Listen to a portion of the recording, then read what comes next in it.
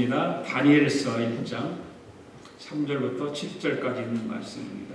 같이 앞에 보고 읽습니다. 다니엘서 1장 3절부터 7절까지 같이 읽습니다. 시작.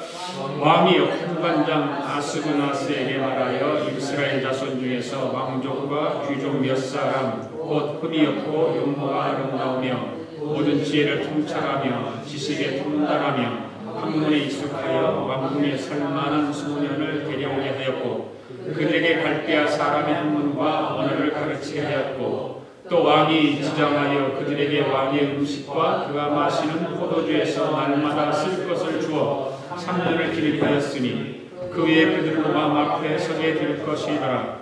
그들 가운데는 유다 자손 곧 다니엘과 하나니아와 미사엘과 아사랴가 있었더니 환관장이 그들의 이름을 고쳐 다니엘은 벨드사살이라 하고 하나냐는 사드락이라 하고 미사엘은 메삭이라 하고 아사랴는 아벤느고라 하였더라. 아멘. 지난주부터 다니엘서를 이제 또 시작했습니다. 다니엘서. 열왕기하 20장에 보면 이런 이야기가 나옵니다. 히스기야 왕 때에 바벨론 왕이 보낸 사자들이 유다 왕국을 방문했습니다. 그때 히스기야가 어떻게 하냐면 보물고 속에 있는 모든 보물을 바벨론 사신들에게 보여주면서 그것을 자랑했어요. 그것을 자랑했습니다. 그때 선지자 이사야가 그것을 알고 히스기야 왕을 책망을 합니다. 하나님 말씀을 책망하면서 하나님 전하는데 뭐라고 전하냐면 왕이 의지하고 왕이 자랑하는 모든 보물을 바벨론이 다 탈취해 갈 것이다 라고 하는 경고 메시지를 전합니다. 그렇게 히스기야가 자랑했던 그 모든 것들을 이제는 바벨론이 탈취해 갈 것이다 라고 예언을 하죠. 그러면서 열왕기하 20장 18절에 보면 이런 이야기가 나옵니다. 어떤 이야기가 나오냐면 18절 시작. 또 왕의 목에서 날 아들 중에서 사로잡혀 바벨론 왕궁의 환관이 되리라 하셨나이다 하니 왕의 자손들이 바벨론의 포로로 끌려가서 환관이 될 것이다 이렇게 예언을 하는 것입니다. 그 일이 그대로 이루어졌어요. 말한 대로. 이것이 바로 오늘 본문에 나오는 내용이 말씀입니다. 히스기야 왕이 자랑했던 모든 보물들은 결국 어느 나라가 다 탈취해 갔습니까? 바벨론이 다 탈취해 갑니다. 우리가 한번 생각해 볼 것은 뭐냐면 물질을 쌓아놓고 물질을 자랑하는 사람은 어떤 사람인가? 성경을 통해서 보면 어리석은 사람이다 이렇게 말하고 있죠. 어리석은 사람이다. 바로 물질을 쌓아놓고 물질을 바라보고 물질을 통해서 좋아하고 그런 것을 어리석은 사람이라. 하나님 무슨 말씀을 하냐면 하나님을 바라보고 하나님을 의지하라 이렇게 말씀하고 있습니다. 하나님만 바라보고. 사람들은 지금 다 이 미국 대통령 선거가 끝났는데 오바마 정부가 2기에 들어서자마자 경제 위기로 다시 불거지기 시작하지 않습니까? 바로 대통령 선거 끝나고 다시 백악관으로 턴해서 들어갔는데 바로 경제 위기가 더 심할 것이다. 그런 이야기들을 많이들 합니다. 그래서 사람들은 더 걱정이고 근심이고 살아갈 일을 염려하고 무엇을 먹을까, 무엇을 마실까, 무엇을 입을까 이렇게 걱정하고 염려를 합니다. 그런데 우리 믿음의 사람들은 그러한 염려가 없을 수는 없지만 그런 염려들 가운데서도 우리 생각을 바꿔야 된다는 것이죠. 생각을. 물질에 대해서 염려하는 생각이 마음속에 생길 때 내가 이랬으면 안 되지. 하나님 말씀을 더 가까이 해야 되고 하나님을 더 찾아야 되지. 성경 하나님 분명히 하나님을 찾고 찾는 자에게 하나님 만나주신다고 말씀했는데 바로 내가 그렇게 해야지. 하나님만 의지하고 하나님을 도움을 구해야지. 그런 마음을 가져야 되는 것입니다. 어떤 경제적인 위기, 물질에 대한 위기 이런 것이 생각이 날 때마다 생각을 바꿔서 하나님께 기도하고 하나님을 의지하는 저와 여러분이 되기를 바랍니다. 오늘 전에 이제 지난주에 읽었던 그 2절의 말씀에 보면 예루살렘에 누가 쳐들어왔습니까? 느부갓네살이 예루살렘에 쳐들어왔죠. 그리고 그것을 에워싸고 그 가운데 보물이라고 할 수 있는 그 하나님의 성전에 있는 모든 기구들, 그런 것들 다 김현대를 다 어떻게 했습니까? 빼앗아갔다고 했죠. 다 빼앗아갔다. 모든 걸 다 빼앗아갔습니다. 그리고 나서 오늘 본문의 3절에 보니까 어떻게 했습니까? 물질만 빼앗아가는 것이 아니라 사람들도 다, 인질로 다 잡아갑니다. 다 인질로 잡아갑니다. 3절 한번 읽어볼까요? 다시 시작. 왕이 환관장 아스부나에게 말하여 이스라엘 자손 중에서 왕족과 귀족 몇 사람, 그렇게 되어 있습니다. 그런 성전에 있는 기물들만 탈취한 것이 아닙니다. 사람들도 인질로 잡아갔는데 그 인질로 잡아간 사람들이 그냥 서민들이 아닙니다.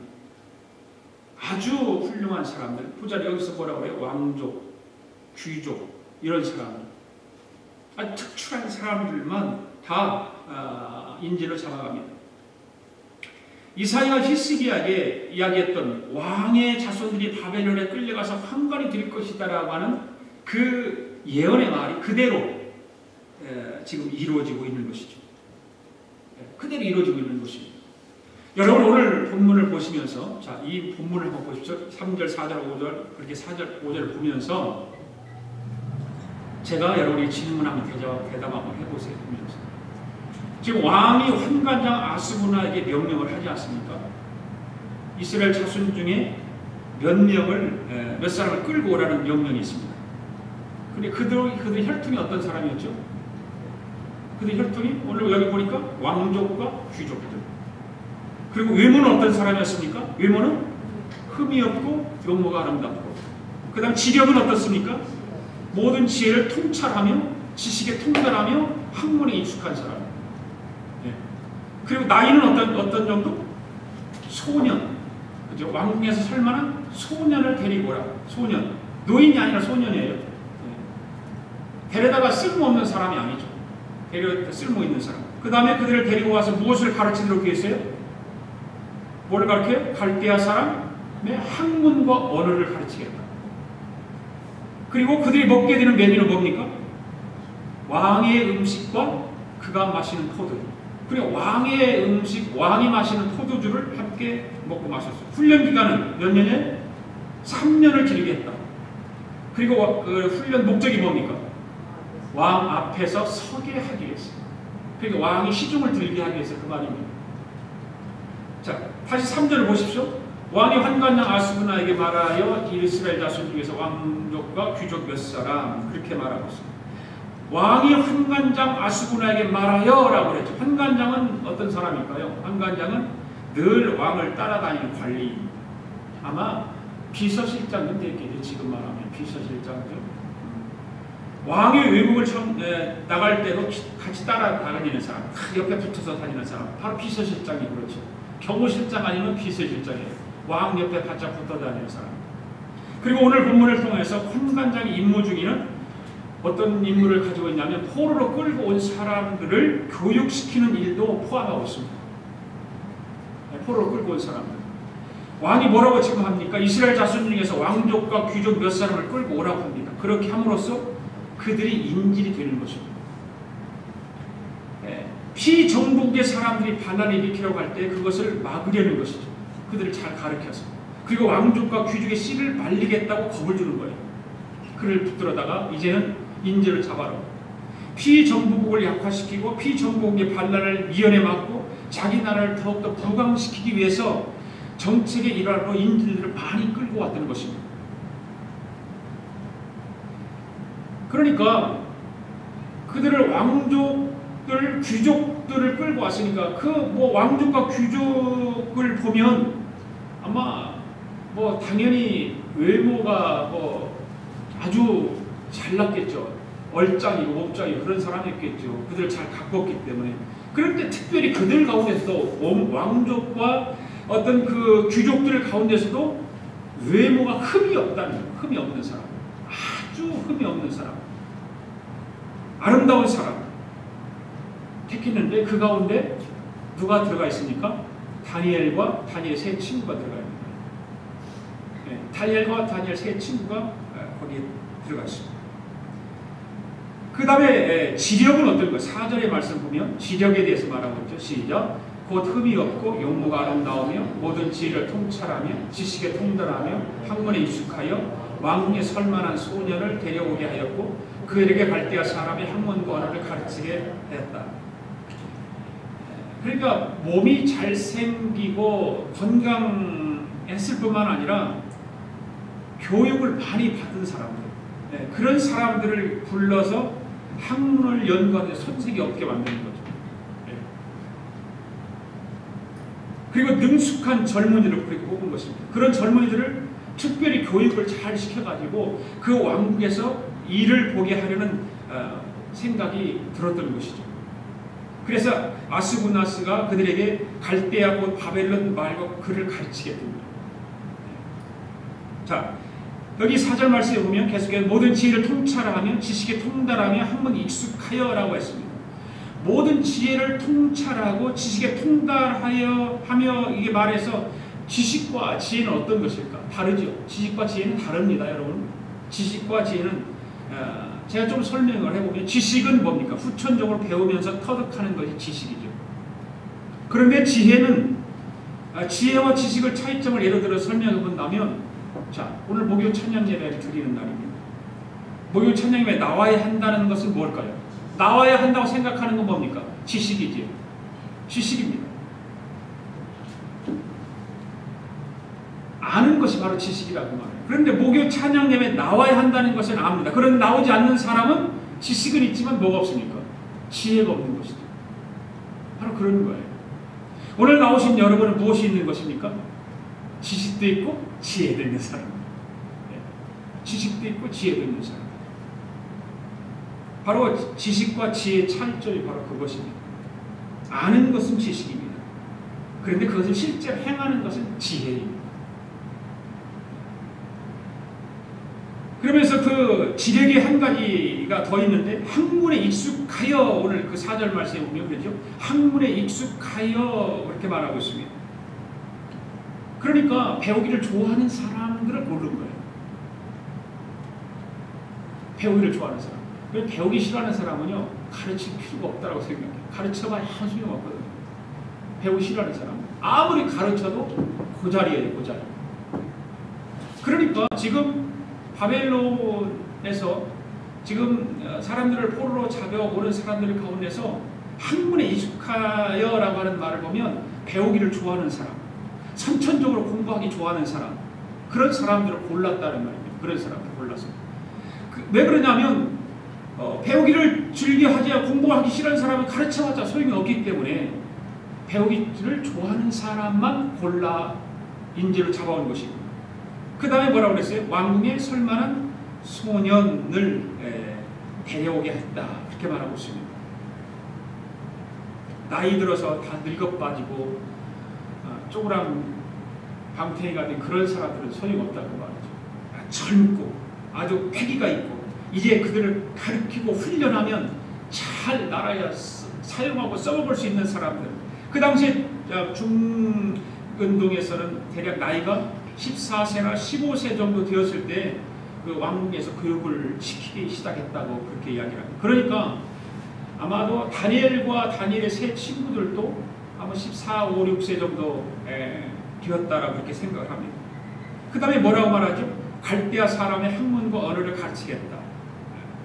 바벨론은 나라 이름이죠. 바벨론은 나라 이름입니다. 그러면 갈대아는 뭡니까? 갈대아는 그 지형을 얘기하는 거예요.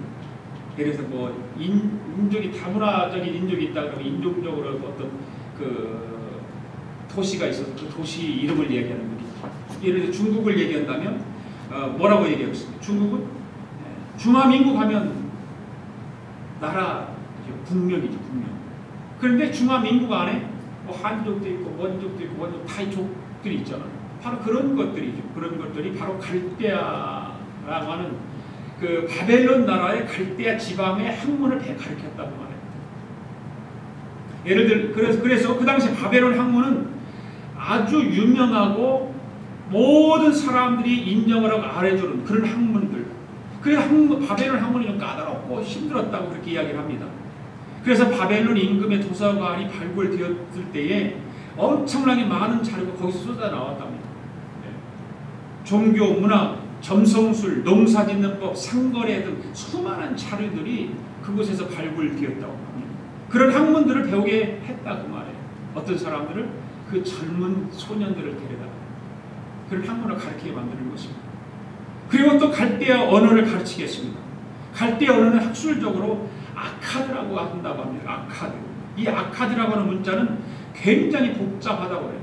그 복잡한 그 갈대아 언어를 그들에게 가르치는 거예요. 그 다음에 5절을 보십시다. 5절 시작. 또 왕이 지적하여 그들에게 왕의 음식과 그가 마시는 포도주에서 날마다 쓸 것을 주어 3년을 기르게 하였으니 그 후에 그들은 왕 앞에 서게 될 것이다. 또 왕이 지정하여 자기 지미와 자기 마시는 포도주에 그들은 날마다 쓸 것을 주어라고 하는 그 말씀을 봅시다. 왕이 주는 좋은 음식을 먹도록 한 거예요. 왕만 먹는 음식. 왕만. 그러니까 왕이 먹는 음식. 어저께 영화를 보고 왔습니다. 뭐죠? 광해. 그 영화를 보고 왔는데 그 광해 영화를 보면서 왕이 먹는 음식을 어떻게 합니까? 다 점검하잖아요. 뭘로 점검합니까? 은수저. 은수저를 딱 대면 독이 들은 건 은수저가 변해버리거든요. 그러니까 어떤 음식을 처음에 음식을 먹을 때 막 그 은수저가 변해버렸어요. 변하니까 그걸 다 뒤집어 엎어버리고 다. 그리고 그것을 조사하는 거예요. 조사. 근데 뭐든 다른 음식물 때문에 그걸 변할 수 있다고 그러는데 바로 그 왕의 음식은 그 왕의 음식을 먹고 난 음식은 그 음식을 준비한 시녀들이 다 먹더라고요. 광해를 보니까 아주 너무너무 좋아하는 거예요. 왕의 음식을 먹는 사람들. 그 시녀들이 먹는 거예요. 바로 이 바벨론 왕도 자기가 먹는 음식을 그 자기 그 나라에서 그 다른 나라 포로들을 잡혀간 젊은 청소년들, 소년들을 데려다가 가르치고 훈련시키면서 그게 왕의 음식을 먹게 하고 왕이 마시는 포도주를 마시게 된 것입니다. 사무엘상 20장 보면 이런 내용이 나오죠. 이스라엘 초대왕 임금이었던 사울이 상을 베풀잖아요. 상을 차려놓고 신하들에게 음식을 제공합니다. 그래 다른 신하들은 다 왔는데 다윗이 안 와요. 다윗이. 그 당시에 다윗도 사울왕이 이스라엘 초대왕이었으니까 다윗이 오질 않아요. 두 번째 그런 음식을 차려놓고 또 신하들을 불렀는데 또 다윗이 또 안 와요. 몇 번 그렇게 했는데 다윗이 오지 않는 거예요. 그러니까 사울왕이 어떻게 하냐면 배반자라는 거죠. 배신한다는 거죠. 반역자라고 여겨요. 반역자. 감히 왕이 음식을 차려놓고 와서 같이 음식을 먹자고 그랬는데 안 와? 이건 반역자다. 그게 낙인을 확 찍죠. 그러면서 미움이 그때부터 시작되기 시작하고 전쟁터에 나가면 다윗이 이기고 돌아오고 이러면서 다윗을 죽이려고 하는 것이죠. 네. 그러니까 왕이 주는 음식을 받아서 먹는다고 하는 것은 뭡니까? 왕의 신하가 된다 그런 말이에요. 왕의 신하. 왕이 자기 사람을 만든다는 의미죠. 바로 왕이 자기 음식을 같이 나눈다고 하는 것은 그 신하를 삼고 바로 내 사람으로 만들겠다 그 말이죠. 그러니까 지금 바벨론으로 포로로 끌려온 많은 그 인질들 그 가운데 다니엘의 세 친구들이 그 안에 지금 끼어 있습니다. 그러면서 그들을 왕에 들여다 놓고 지금 이제 그런 절차를 밟아가면서 가르칩니다. 언어를 가르치고 학문을 가르치고 모든 그 바벨론 문화를 가르치는 것입니다. 몇 년을 가르쳤다고 그랬어요? 3년을 가르쳤다. 낯설고 물서는 이방 나라에 가서 언어를 배우고 문화를 배우고 학문을 배우는데 3년 걸린 겁니다. 이 3년이 바울이 잠시 아라비아 나라에 가서 3년 동안 기거했다 그런 이제 바울의 그 생애를 보면 나옵니다. 예수님 만나고 나서 3년 동안 아라비아가에서 3년 동안 했습니다. 거기서 하나님과 깊은 대화, 하나님과의 만남 이런 것이 있었다. 3년이라고 하는 것이 바로 거기서 또 오늘 보면 3년이라고 하는 이런 것들을 보면 우리가 제가 신학교를 공부할 때 신대원에 들어가면 신학대원에 가면은 3년 공부하거든요. 이런 성경적인 근거에 의해서 아마 신학도 3년을 공부해야 학문을 배울 수 있다.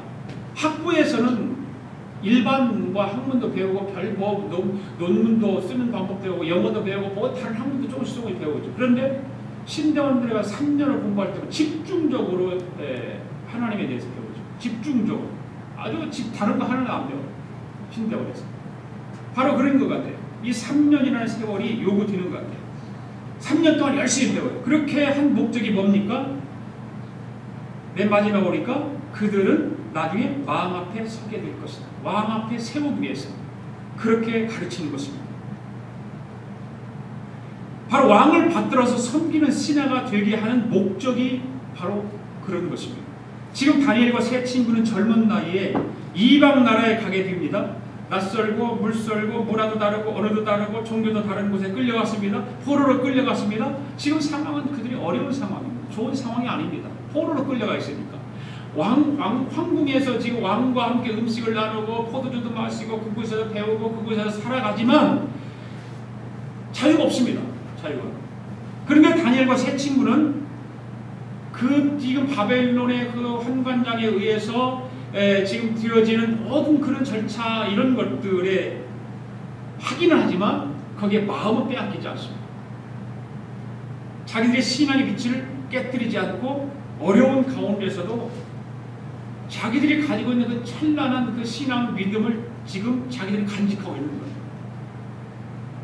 지금 그 상태 1장에서 7절, 1장 1절 7절까지 보면은 지금 다니엘과 그거는 어떤 다니엘의 세 친구 어떤 일들이 지금 벌어지지 않는 상태에서 지금 인질로 잡아오고 그 인질들을 어떻게 훈련하고 있는 가운데 그 가운데 다니엘과 다니엘의 세 친구도 거기 포함되어 있다는 것이죠. 그러니까 하나님은 그렇게 생각하고 있는 다니엘과 다니엘의 그 세 친구들을 그냥 혼자 버려두지 않습니다. 항상 하나님은 그들 편에서 함께 하십니다.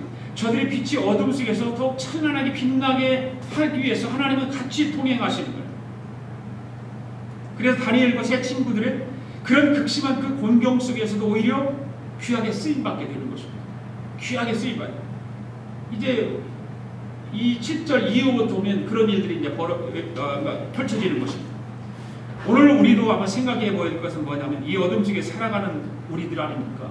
어둠 속에 살아가요. 흑암의 권세, 어둠의 권세가 이렇게 있습니다. 우리 주위에. 그렇지만 이 어둠 가운데서 우리 신앙의 빛을 깨뜨리지 않고 그 어둠 속에 파묻히지 않고 오히려 어둠을 밝히는 우리들이 될 때 하나님은 우리를 절대로 그냥 혼자 놔두지 않는다 그 말이에요. 예. 그런 가운데서도 항상 우리의 마음과 우리의 생각은 하나님을 신뢰하고 하나님의 함께 하심을 깨닫고 늘 하나님을 생각하고 살아야 되는 거죠. 비록 이민자의 삶을 살아가면서 여러 가지 일들이 우리 상황들이 우리에게 벌어지기도 하고 때로는 우리가 정말 힘든 일들 고충들이 있지만 그런 가운데서도 그 하나님을 잊어버리지 않고 그 가운데서도 하나님을 의지하고 있는 그런 마음들을 가지고 살아가면 하나님께서는 항상 우리 곁에 계시는 거예요. 내 곁에 계시는 거예요. 그래서 우리를 붙들어 주시고 우리로 하여금 승리를 하게 하시고 우리에게 복을 주셔서 우리의 발길을 우리의 삶을 환하게 밝혀주신 줄 믿습니다. 세상의 어둠에 동화되지 말고 빛을 발하고 맛을 잃어서는 안 됩니다. 어떤 맛입니까? 바로 예수 그리스도의 맛. 예수 그리스도의 맛. 예수 그리스도가 내 구세주고 만왕의 왕이시고 내 길이요 빛이라고 우리는 고백하는 사람들인데 그 맛을 잃어서는 안 되는 것입니다. 할렐루야. 네, 6절 읽습니다. 시작. 그들 가운데는 유다 자손 곧 다니엘과 하나니와 미사엘과 아사랴가 있더니. 자, 그 포로 가운데 그들 가운데라고 하는 말은 무슨 말입니까? 포로들 가운데. 아마 여러 나라에서 지금 포로들이 끌려왔을 겁니다. 수많은 포로들이 지금 끌려왔을 것입니다. 바로 그 가운데라고 하는 말을 보면 그렇습니다. 유다 나라의 포로로 끌고 와서 훈련시키는 그 사람 중에서 많은 사람이 있죠. 아무나 끌고 온 것이 아닙니다. 조건이 있었지 않습니까? 조건이. 첫 번째 조건이 무엇입니까? 가문이 좋아했어요. 가문. 그랬잖아요. 왕족, 귀족, 가문이 좋아했습니다. 그 다음에 둘째는 뭐였습니까? 인물이 좋아했죠. 흠이 없고 아름다웠습니다. 세 번째는 학벌. 예. 학문이 아주 공부하는 걸 좋아하는 사람. 모든 재주를 통달해서 지식이 구비하고 지식을 구비하고 학문에 익숙한 사람, 이런 사람들을 끌어왔습니다. 그 다음에 나이가 적당히 14세, 15세 정도 되는 그런 소년이었습니다. 느부갓네살 임금은 여러 나라를 정복했습니다. 여러 나라를 정복했어요. 그래서 그들 중에는 베니게에서 끌려온 소년들도 있었을 것이고, 수리아에서 끌려온 그런 사람들도 있었을 것이고, 유다 자손이 있었을 것이고, 또 멀리 애굽에서 끌려온 소년들도 있었을 것입니다. 바로 그들 중에 유다 자손 네 사람이 누굽니까? 다니엘과 하나냐와 미사엘과 아사랴. 다니엘과 대 친구들의 이름입니다. 유다 자손 중에 끌려온 이 특출한 그런 인물들입니다. 그들의 이름을 한번 살펴보기를 원합니다. 다니엘이라고 하는 뜻이 무엇일까? 다니엘이라고 하는 뜻은 거의 엘 하면 엘로힘, 엘 하면 하나님입니다. 하나님. 그 엘리 라마 사박다니 할 때 엘이 무슨 뜻이냐면 하나님이라는 뜻이에요. 나의 하나님, 어찌하여 나를 버리시나이까? 엘리 라마 사박다니, 그 말이거든요. 나의 하나님, 바로 하나님이라는 뜻입니다. 엘리라고 하는 말이. 그렇게 말할 때 엘은 무슨 뜻이냐? 하나님. 그러니까 다니엘의 이름의 뜻은 하나님은 나의 법관이다, 그런 뜻입니다. 다니엘이라고 하는 뜻은 하나님은 나의 법관이다. 하나님은 나의 법관이라는 뜻은 무슨 말이냐면 하나님이 친히 나의 법관이 되어서 나를 지켜주신다, 그 말입니다. 할렐루야. 여러분들도 하나님께서 여러분의 법관이 되어서 여러분을 지켜주실 수 있기를 축복합니다. 그 다음에 하나냐라고 하는 말입니다. 하나냐는 어떤 뜻을 가지고 있을까? 여기서 하나냐, 야라고 하는 말은 야훼라는 뜻입니다. 야훼가 누굽니까? 하나님. 그래서 어느 교단에서는 하나님이라고 안 하잖아요. 야훼라고 하죠. 하나님은 여호와 그렇게 부르질 않아요. 야훼라고 그러죠. 야훼는 무슨 뜻입니까? 여호와라는 뜻입니다. 여호와. 그 하나님 이름 부를 수가 없는 거예요. 여호와, 그걸 부르지 못하는 거예요. 야훼. 그러니까 하나냐는 무슨 이름의 뜻이냐면 여호와는 은혜로우시다, 이런 뜻입니다. 여호와는 은혜로우시다. 은혜로우신 여호와께서 내게 은혜를 베풀어 주시리라, 그런 뜻이에요. 은혜로운 여호와께서 내게 은혜를 베풀어 주실 것이다. 할렐루야. 그 다음에 미사엘의 뜻은 보면 거기도 바로 다니엘, 미사엘, 바로 엘이죠. 하나님 같으신 이가 누구리오라고 하는 뜻입니다. 미사엘이라고 하는 그 이름의 뜻은 하나님 같으신 분은 누구리오라고 하는 뜻입니다. 바로 내가 하나님을 의지하리라, 하나님만 바라보리라, 그런 뜻을 이름을 가지고 있습니다. 그 다음에 아사랴 라고 하는 말도 바로 야죠. 바로 아까 얘기했던 그 하나냐, 아사랴, 바로 야라고 하는 그 뜻입니다. 야도 곧 야훼, 곧 여호와라고 그런 말이죠. 하나님이 나를 도우시다. 얼마나 이들 이름이 아름답습니까? 정말 훌륭한 이름입니다. 그런데 오늘 그 포로들을 잘 잡아왔습니다. 그런데 이 세 사람, 유다 자손 가운데 다니엘과 하나냐와 미사엘과 아사랴가 지금 잡혀왔습니다. 잡혀와가지고 저들을 이제 훈련시키고, 이제 그러기 위해서는 어떻게 나중에 하냐면 저들을 이름을 바꿔야 돼요. 바꿔줘요.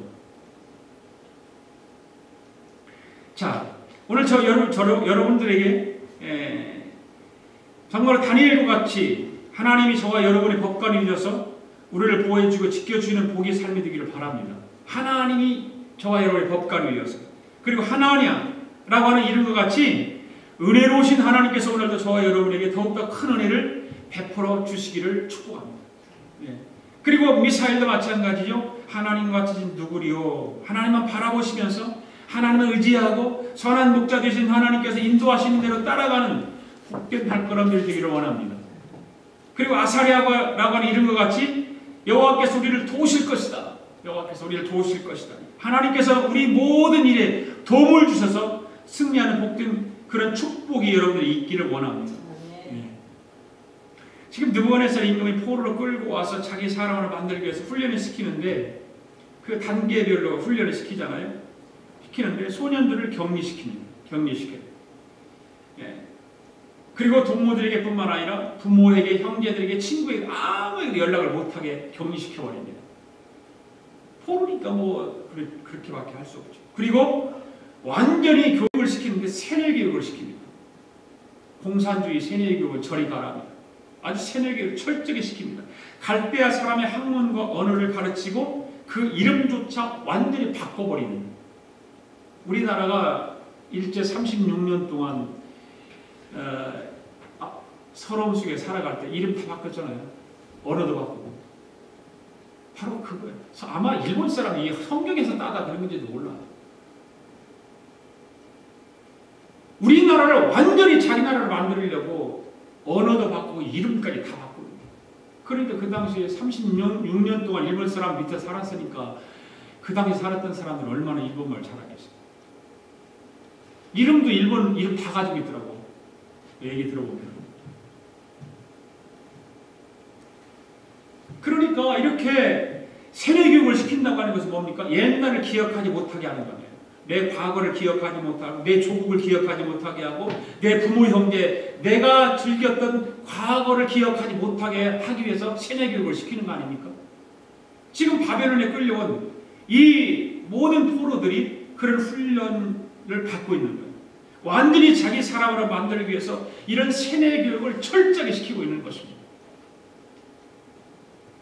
과거에는 그 소년들이 자기 나라의 왕에게 충성을 했다면 할지라도 이제부터는 바벨론 느부갓네살 왕에게 충성하도록 철저하게 세뇌교육을 시키는 거예요. 한 점의 흠도 없이 한 점의 오차도 없이 훈련시키는 겁니다. 군인들을 보면 상관들에게 격려할 때 뭐라고 격려하죠? 충성 그렇게 하잖아요. 충성을 맹세하는 거 아닙니까? 인사 자체. 아마 그때도 격리할 때 느부갓네살 임금에게 충성이라는 의미의 훈련을 시켰을 것 같아요. 충성을 다하기 위해서. 자기에게 충성하는 사람으로 만들기 위해서 그렇게 하는 겁니다. 그 다음에 3년 동안을 훈련을 시키고 난 다음에 되었다 싶으면 어떻게 합니까? 시험을 해서 자기 앞에 서게 하는 거예요. 누구 앞에? 바로 느부갓네살 왕 앞에. 철저하게 느부갓네살 왕의 명령에 따르는 사람을 만드는 거죠. 그런 내용이 7절에 나옵니다. 시작. 환관장이 그들의 이름을 고쳐 다니엘은 벨드사살이라고 하나냐는 사드락이라 하고 미사엘은 메삭이라 하고 아사랴는 아벤이라고 합니다. 이름을 바꿨잖아요. 이름을 바꿨어요. 이름을 히브리식 이름에서 바벨론식으로 이제 바꾸는 거예요. 바꿨어요. 지금 환관장이 뭐라고 했어요? 환관장 이름은 아스부나입니다. 아스부나. 환관장 아스부나가 그들의 이름을 고쳤습니다. 고쳐버렸습니다. 우리가 미국에 살잖아요. 미국에 살면 아마 웬만한 시민권 가진 사람은 미국 이름을 다 가지고 있죠. 웬만하면. 네. 시민권 있는 사람들 미국 이름 가지고 있나? 홍복숙 씨는 미국 이름 뭡니까? 그냥 홍복숙을 했으니까. 제 이름이 홍응산인데 참 부르기 힘들어해요. 사람들이. 홍응산 이름이 까다로워. 그래서 미국 사람들은 얼마나 힘들겠어요. 제 이름을 물어보는 흥산 그러면 한참 했네요. 미국 사람들. 그 발음이 잘 안 되나. 제가 한번 여러분에게 물어볼게요. 성경을 얼마만큼 아나, 성경 지식이 어느 정도 있는지 한번 물어볼게요. 그는 남자입니다. 그에게 사브낫 반네아라는 이름이 주어졌어요. 사브낫 반네아라고 하는 이름이 주어졌어요. 사브낫 반네아. 처음 들어요. 여러분들 성경 읽어서 이걸 기억 못하니까 처음 들어봤을 거예요. 그 다음에 애굽왕 바로가 이름을 지어줬습니다. 요셉입니다. 예, 애굽왕 바로가 이름을 지어줬다. 그 말에 힌트가 탁 나오잖아요. 애굽왕 바로. 창세기 41장 45절에 보면 요셉에게 애굽식 이름을 지어줬습니다. 사브낫 반네아라고 하는 이름. 그 다음에 여자 한 분을 물어볼게요. 히브리식 이름은 하다사입니다. 하다사. 아리따운 여성입니다. 나라를 구했습니다. 아주 이 힌트를 드리면 알 겁니다. 죽으면 죽으리라 각오로 나갔습니다. 누굽니까? 에스더입니다. 에스더 2장 10절에 보면 히브리식 이름을 하다사라고 지어줬어요. 바벨론식 이름으로 바꿔서 에스더라고 붙인 거예요. 하다사는 이 히브리식 이름인데 바로 바벨론식 이름이 에스더입니다. 그러니까 바벨론 것입니다. 마찬가지로 오늘 본문에서 지금 다니엘과 다니엘 세 친구가 바벨론에 왔습니다. 그러니까 바벨론 사람들이 부르기 좋고 기억하기 좋게 이름을 바꿔준 거죠. 이제 그 나라에 살아야 되니까. 그리고 이름도 바꾸고 완전히 자기 나라 사람을 만드는 것입니다. 그래서 다니엘은 뭐라고요? 다니엘은 벨드사살이라. 하나냐는 사드락이다. 미사엘은 메삭이다. 아사랴는 아벤느고다. 그러니까 우리가 성경을 읽어서 다니엘의 세 친구 이름을 기억하는 것도 어떤 벨드사살, 뭐 하나냐, 미사엘, 아사랴라고 하는 이름을 기억하는 것이 더 좋은 것이 아니라 사드락과 메삭과 아벤느고 이렇게 많이 더 기억해요. 다니엘의 세 친구면 사드락과 메삭과 아벤느고 그렇게 말하지. 다니엘의 세 친구 벨드사살, 하나냐, 그 다음에 미사엘, 아사랴라고 말하는 목사님들도 별로 없어요. 다 사드락과 메삭과 아벤느고 이렇게 이야기하죠. 그게 더 많이 불려지니까. 왜? 포로로 잡혀야 더 많이 오래 삶을 거기서 살아니까. 자, 여기서 저희는 유다식 이름을 우리가 해석을 들었잖아요. 해석을 들었는데 바벨론식 이름의 해석을 한번 들어봅시다. 바벨론식 이름은 어떤 뜻을 가지고 있나? 지금 다니엘은 벨드사살이라고 했습니다. 벨이라고 하는 것은 바벨론의 신의 이름입니다. 신. 바벨론 사람을 섬기는 신의 이름입니다. 바벨론의 신인 벨이 나의 생명을 보호하리라 그런 뜻입니다. 그러니까 벨드사살이라고 하는 뜻이 바로 바벨론의 신이 나를 보호할 것이다. 뜻은 좀 비슷하잖아요. 다니엘 하나님이 나를 보호하십니다. 네, 하나님이 나의 재판장이 되어주십니다. 그런 뜻이니까 똑같은 거예요. 법관이시다. 그리고 바벨론식으로 벨이 그의 생명을 보호하리라고 하는 이름을 바뀐 거죠. 그리고 하나냐는 사드락이라고 붙였잖아요. 사드락이라고 하는 이름은 제일 끝에 아쿠라고 하는 것이 역시 그 바벨론 신의 이름입니다. 바벨론 신. 아쿠의 명령이다. 그런 뜻입니다. 아쿠의 명령. 신의 명령이다. 아쿠라고 하는 신의 명령이다. 그런 뜻을 가지고 있고요. 그리고 미사엘은 하나님과 같으신 누구이요하고 하는 히브리식 이름을 메삭이라고 불러요. 메삭이라고 불렀는데 그 메삭의 끝에 나오는 그것도 바로 아쿠라고 하는 그런 바벨론 신의 이름인데 아쿠와 같은 신은 누구요? 그런 뜻을 가지고 있습니다. 그러니까 히브리식 이름의 뜻과 바벨론식 이름의 뜻은 정반대. 그러니까 하나님과 사탄, 그렇지.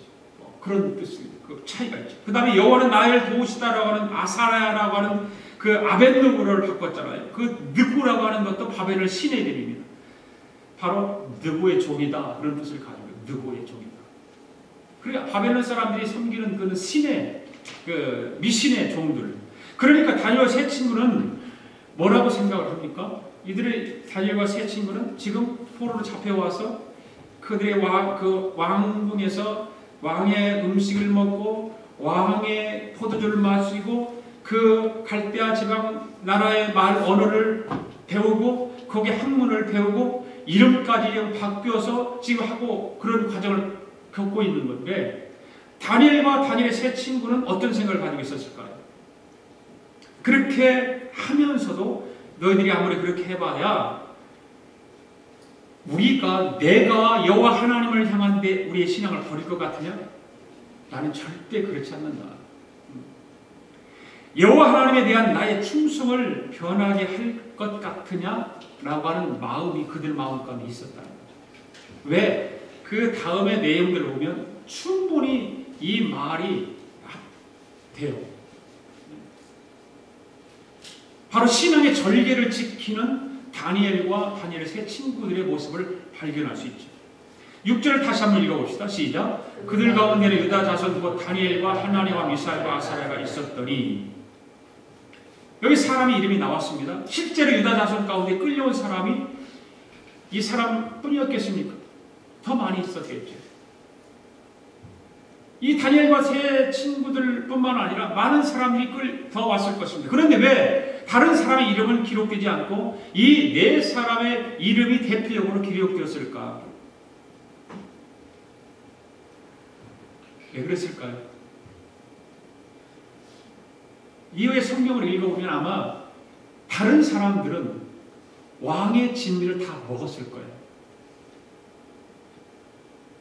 왕이 차려준 음식을 다 먹었을 거예요. 그런데 다니엘과 다니엘의 세 친구는 왕이 차려준 음식을 절대 먹지 않았습니다. 절대 먹지 않았습니다. 아마 그래서 그 절개를 지키는 사람이었기에 그 많은 포로들이 있었지만 다니엘과 다니엘의 세 사람의 이름만 거론되지 않았을까. 그래서 이 다니엘과 세 친구는 달랐다고 하는 것이죠. 그 어두운 가운데 동요되지 않았습니다. 파묻히지 않았습니다. 그 어려운 극한 상황에서도 신앙의 절개를 분명히 지켰다고 하는 것이죠. 신앙의 절개. 어두움 속에서도 정말 찬란한 빛을 발하는 사람들이었죠. 그래서 다니엘의 하나님이 과연 그들의 법관이 되어서서 저들을 지켜주셨고, 또 하나님의 하나님, 은혜로우신 하나님 저들에게 은혜를 베풀어 주셨고, 미사엘의 하나님이 선한 목자가 되셔서 저들의 발걸음을 친히 인도해 주셨다라고 하는 것이죠. 아사랴의 하나님이 저들을 도우셔서 저들로 하여금 승리하는 삶을 살게 해주셨다는 거죠. 철저하게 하나님을 신뢰한 저들의 신앙을 우리는 본받아야 됩니다. 어떤 환경에서도, 어떤 상황 가운데서도 하나님과 관계없는 일, 죄된 일, 우상숭배하는 일 철저히 배제하고 내가 섬기는 하나님만 마음속에 품고 살았다고 하는 것이죠. 오늘도 하나님께서 우리들의 법관이 되어주시는 줄로 믿습니다. 그래서 우리의 삶을 법관 되시는 하나님께 지도하시고 인도하시고 우리를 가르치실 때 우리는 그 길을 따라가야 되죠. 은혜로우신 하나님께서 우리에게 더욱더 큰 은혜를 베풀어 주시는 줄 믿습니다. 어떤 사람에게 하나님을 신뢰하고 지키는 사람, 하나님을 바라보면서 선한 목자 되신 하나님께 인도하시는 대로 따르는 저와 여러분의 발걸음 되기를 원합니다. 하나님께서 우리 모두를 도와주시고 지켜주실 줄로 믿습니다. 그렇게 하는 사람에게, 그렇게 따라가는 사람, 그래서 모든 일에 승리하고 모든 일에 하나님을 찬양하고 영광을 돌리는 그런 삶이 되어야 될 줄로 믿습니다. 그러기 위해서 어둠에 물들지 말아야 돼요. 어둠에 물들지 말아야 돼요. 빛을 발해야 돼요. 하나님은 우리를 빛이 되게 하시고 소금이 되게 하셨지 않습니까? 그렇잖아요. 성경을 보면 너희는 세상에 빛이 되어라, 소금이 되어라 그렇게 말하지 않았어요. 우리는 이미 세상의 소금이요 빛입니다. 할렐루야. 성경 그렇게 얘기하고 있어요. 너희는 세상의 빛이니 너희는 세상의 소금이니 이렇게 말하고 있거든요. 우리는 소금이고 빛인 사람들이 그 세상 어둠을 빛으로 드러내는 일을 해야 돼요. 빛이니까. 빛이 가려지면 빛의 역할을 못합니다. 소금이 맛을 잃으면 아무 쓸모없는 거예요. 예수님께서 말씀하신 너희는 세상의 빛이고 소금이라고 말씀하셨으니 우리는 어느 곳에든지 어두운 가운데 환난 가운데 정말 세상의 그 모든 흑암의 그 흑암들이 많은 세상 속에 짓누르고 억압하고 있는 그런 가운데 있지만 그 가운데 우리가 살아가지만 우리 빛을 드러내고 소금의 맛을 내야 될 줄로 믿습니다. 다른 어둠에 동요되지 말고 어둠에 파묻히지 말고 거기에 물들지 말고 다니엘의 하나님, 하나님의 하나님, 미사엘의 하나님, 아사랴의 하나님이 바로 우리의 하나님이 되신 줄로 믿습니다. 우리를 붙들어 주시고 우리를 아주 승리하게 살아가도록 인도하여 주실 줄로 믿습니다. 함께 이 시간에 통성으로 다시 한번 기도합니다. 다니엘과 하나냐와 미사엘과 아사랴 하나님, 바로 나의 하나님이 되게 해주십시오. 바로 그분이 나의 하나님입니다. 오늘도 그 하나님의 인도하심과 그 하나님의 축복하심 나에게도 입혀지기를 원합니다. 축복하옵소서. 같이 기도합니다. 살아계신 하나님 아버지 감사합니다. 오늘도 하나님께서 선한 목자 되어주셔서 우리를 인도하시고 우리의 발걸음을 지켜주심을 감사합니다. 하나님 우리 모두를 도와주시는 하나님이신 줄 믿습니다.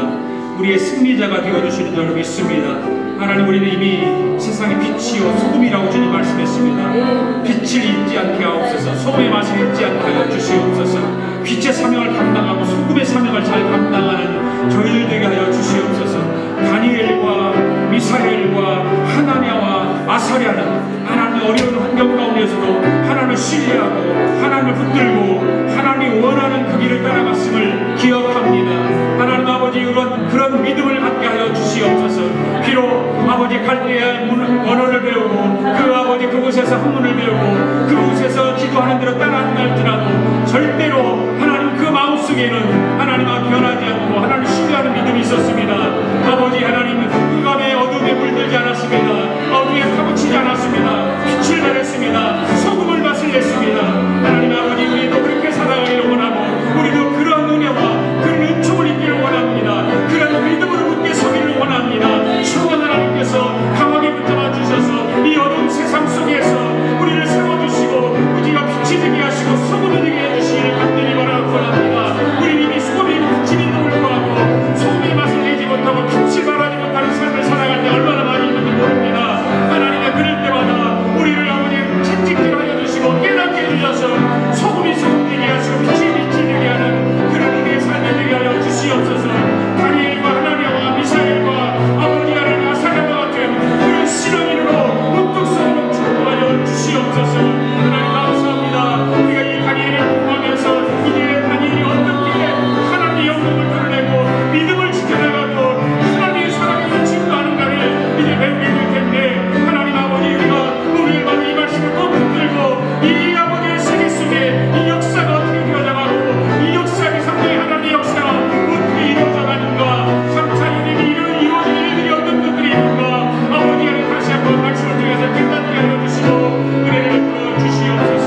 우리 하나님의 성도들 모두가 이런 소망의 은혜 아버지 축복의 은혜 생명의 은혜를 감당하도록 축복하여 주시옵소서. 오 할렐루야 감사합니다. 축복하여 주시옵소서. 살아계신 하나님 아버지 감사합니다. 오늘도 귀한 말씀 주셔서 감사합니다. 아버지 하나님께서 다니엘과 미사엘과 하나니아와 아사랴와 같은 그런 믿음의 사람들이 되도록 축복하시고 저들과 같이 빛을 잃지 않고 소금의 맛을 잃지 않는 그런 복된 삶을 살아가는 우리 모두가 되게 하여 주시옵소서. 감사드리며 예수님의 이름으로 기도드렸습니다. 아멘.